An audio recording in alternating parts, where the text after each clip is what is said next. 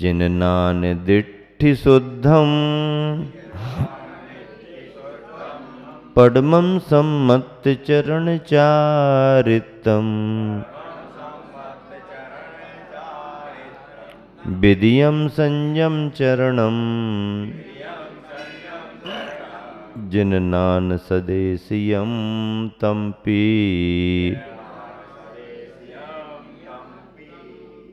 एक साथ मिलके जिननान दिट्टि पद्मं सम्मत चरण चारितम विधियम संयम चरणम जिननान सदेशियम तम्पी।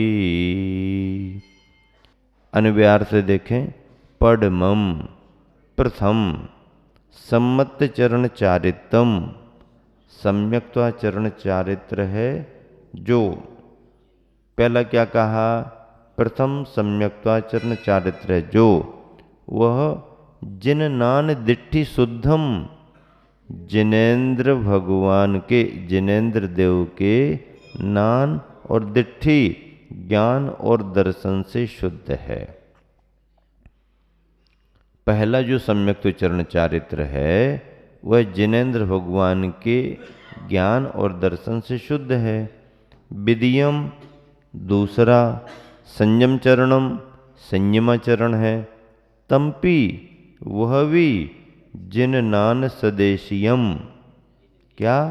जिननाम सदेशियम जिनेन्द्र देव के सम्यक ज्ञान के द्वारा कहा गया है। जिनेन्द्र भगवान के ज्ञान के द्वारा कहा गया है। अर्थ, प्रथम सम्यक्त्वाचरण चारित्र है जो जिनेन्द्र देव के ज्ञान और दर्शन से शुद्ध है, अर्थात ज्ञान और दर्शन से सहित है। दूसरा संयमाचरण चारित्र है। वह संयमाचरण चारित्र वह भी जिनेन्द्र भगवान के सम्यक ज्ञान के द्वारा कहा गया है, व्याख्यात है, प्रतिपादित है। हमारे तुम्हारे से थोड़ी कहा गया। रत्नत्रय की जो बात आई है हम और आप व्याख्या कर रहे हैं उसकी, स्रोत हमारा थोड़ी है। हमें तो परंपरा से मिला है, आचार्यों से मिला है। आचार्यों को किससे मिला? आचार्यों को गणधरों से मिला। गणधरों को किससे मिला? गणधरों को किससे मिला? जिनेन्द्र भगवान तीर्थंकर भगवान से मिला है। अरहंत भासी अत्थम, क्या? अरहंत भासी अत्थम, अरहंतों ने मूल रूप में अर्थ को कहा है। तत्व व्यवस्था का भाव अरहंतों ने बतलाया है। अब अरहंतों में तीर्थंकर अरहंत की प्रधानता है, बाकी सामान्य केवली भी, उनका भी केवल ज्ञान है, वो भी तत्व का प्रतिपादन करते हैं। लेकिन तीर्थंकरों की व्यवस्था समोसरण की, गणधरों की, परंपराचारी परंपरा से तो वहीं से प्रारंभ होता है। अरहंत भासियत्थम गणहर देवे ही गंथियम सम्मम। अरहंतों से, तीर्थंकर भगवंतों से पाकर के फिर किन्होंने? गणधरों ने क्या किया? जो मिला उसकी माला बनाई। हाँ, पुष्प पुष्प दिए। अब उनको अलग अलग, गेंदा गेंदा के फूल, गुलाब गुलाब के फूल, कमल कमल के फूल सब रखो। आ तो गया सीधा सीधा, अब उसको अलग अलग करो, बनाओ, तभी तो माला बनेगी।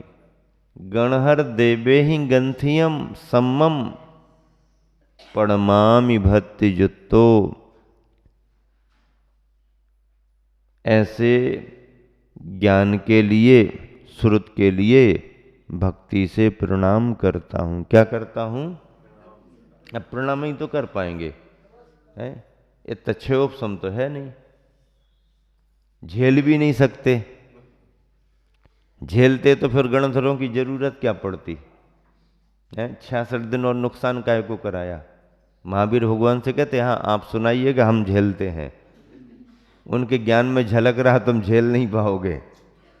हाथ जोड़े तो बैठे हो, लेकिन तुम झेल नहीं पाओगे।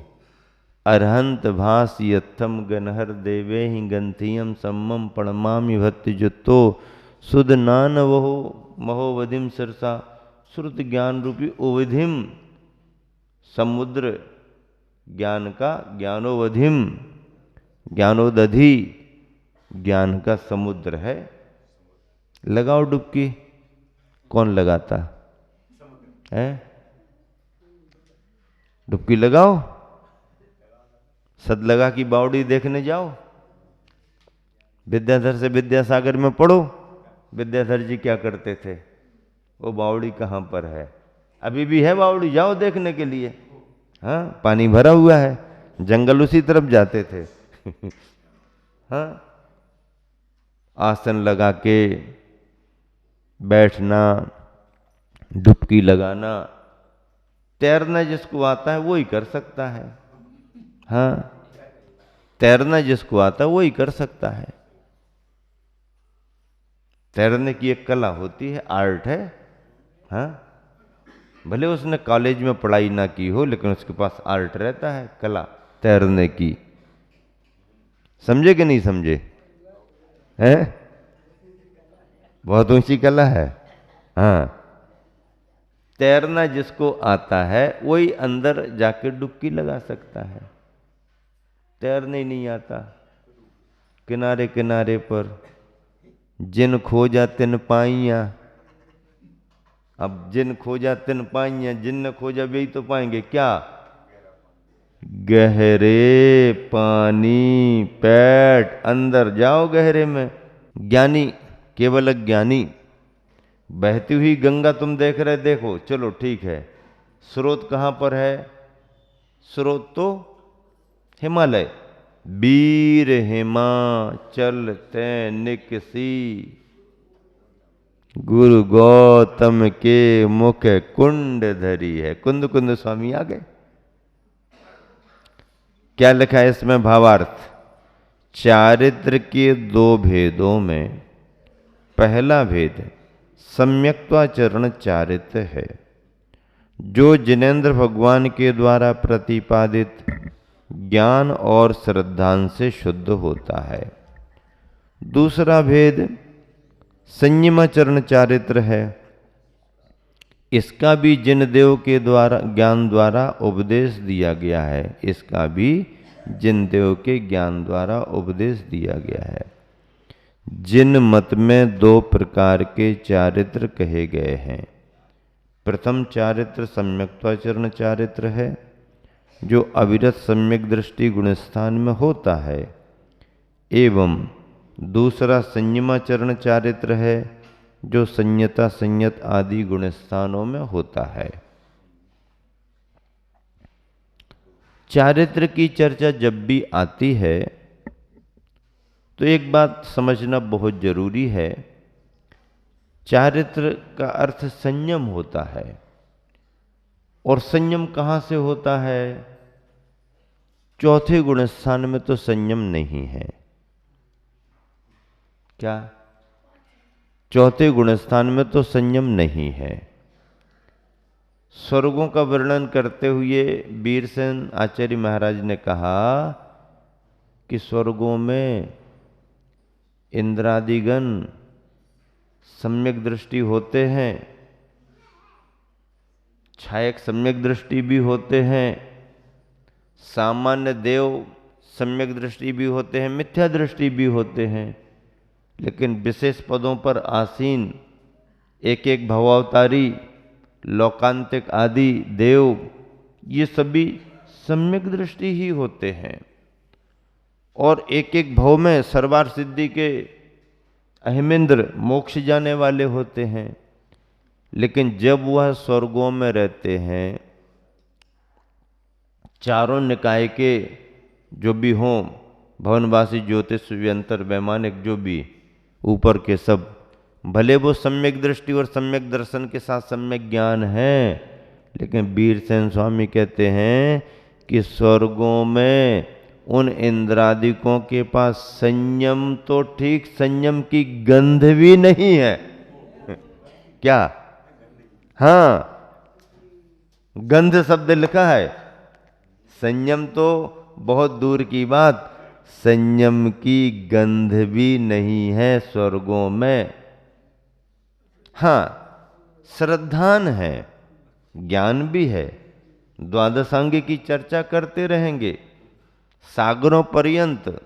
33 सागर की आयु वाला अहमेंद्र भी करेगा चर्चा, छायक सम्यक दृष्टि है, लेकिन संयम की गंध नहीं। अर्थात वह भावना भी भाए, संयम को धारण करना भी चाहे, तो भी वहां पर उस पर्याय में संभव नहीं। चाहे स्वधर्मेंद्र हो चाहे कोई हो। हाँ, पंचकल्याण में पैसा रुपया ज्यादा लग गए तो लग गए, संयम आने वाला नहीं है। भले बोली लेके तुम स्वधर्मेंद्र बन गए, हाँ, उसके पद का महत्व है। निकट भाव में मोक्ष जाता है, अगले भाव में मोक्ष जाता है, लेकिन उस पर्याय में संयम नहीं ले सकता। तभी तो जब भगवान का दीक्षा कल्याणक होता है, वैराग्य भावनाएं भाली, निश्चित हो गया, घोषित हो गया कि अब भवन का काम खत्म, वन का काम शुरू। भवन में लॉक, भवन में लॉक, और लक कहाँ खुलेगा अब? वन में। यहां लॉक कर दिया, वहां लक शुरू हो गया। भवन अब क्या करना, वन का भी क्या करना, वन भवन सब बराबर हो गया, लेकिन छोड़ेंगे, निर्वृत्ति करेंगे। ऐसा जब समय आता है दीक्षा का, तो सौधर्मेंद्र कहता है, पालकी में विराजमान होकर के, आरूढ़ होकर के तीर्थनाथ दीक्षा लेने वनगमन कर रहे, पालकी हम उठाएंगे, पालकी हम उठाएंगे। विद्याधर कहते हम उठाएंगे, मनुष्य भूमि गोचरी राजा कहते हम उठाएंगे। अब फैसला कौन करे? अदालत है, चलो कोर्ट कचहरी करो, चलो पिताश्री के पास जाएंगे, पालकी कौन उठाएगा? सब पहुंच गए। नाभि राय ने बताया, देखो सौधर्मेंद्र, कल्याणक मनाने का तो तुम्हारा ही अधिकार है, तुम्हारा ही नियोग है, लेकिन ये संयम धारण करने का समय है। वैराग्य की बात आ गई यहां पर। अभी ऋषभ कुमार, ऋषभ महाराज दीक्षा लेने जा रहे हैं, इनके साथ जो दीक्षा धारण कर सके वो पालकी को उठाए, वो पालकी को उठाए। अब सौधर्मेंद्र की ट्यूबलाइटें बुझ गई सब। जो हेलोजन लगे हुए थे ना, अरे ये तो काम बिगड़ गया। ये देखो, जिनको हम कुछ नहीं समझते थे, पीछे हटो, पीछे हो, पीछे हो, पीछे हो, अब वो आगे आ गए। विद्याधरों ने पालकी उठाई, सामान्य मनुष्यों ने पालकी उठाई। पहले मनुष्य उठाते, भूमि गोचरी, फिर विद्याधर, फिर नियोग तो इंद्र का होता ही है। इंद्र देवतागण क्षण मात्र में ले जाते हैं दीक्षा वन में, जहां नियोग रहता है। उस समय सौधर्मेंद्र क्या कहता है, हे मनुष्यों, तुम मेरे स्वर्ग का पूरा वैभव ले लो, थोड़ी देर को मुझे मनुष्य पर्याय दे दो, थोड़ी देर को मुझे मनुष्य आयु दे दो। सौधर्मेंद्र चाहे तो मनुष्य बन जाए, लेकिन मनुष्य बन जाए तो वो विक्रिया का तो बन जाएगा, मनुष्य आयु का सौधर्मेंद्र नहीं बन सकता है। थोड़ी देर को मुझे मनुष्य आयु दे दो। आयु ऐसे जाती है क्या? नहीं, ऐसा नहीं होता। वो समझ गया, मतलब उसने ये महत्व समझ लिया कि इतनी पात्रता हमारे पास नहीं, भले स्वर्ग का वैभव है, ये पात्रता तो साथ में दीक्षा लेने की पात्रता तो मनुष्यों में है। हाँ, वहां सब कुछ है, संयम तो दूर, संयम की गंध भी नहीं है। यहाँ पर सम्यक दर्शन है, सम्यक ज्ञान है, और संयम की सुगंध तो है ही, संयम धारण भी किया जा सकता है। बहुत बड़ी बात है। पद्यानुवाद पढ़ें। श्रद्धा ने जैन मत में अति शुद्ध होना, सम्यक तो का चरण चारित धार लोना, और संयमाचरण चारित दूसरा है, सर्वज्ञ से कथित सेवित है खरा है। श्रद्धान जैन मत में यानी जिन दर्शन में, जैन भगवान के, जिनेंद्र भगवान के सिद्धांतों में सम्यक्तों का चरण चारित धार लो ना।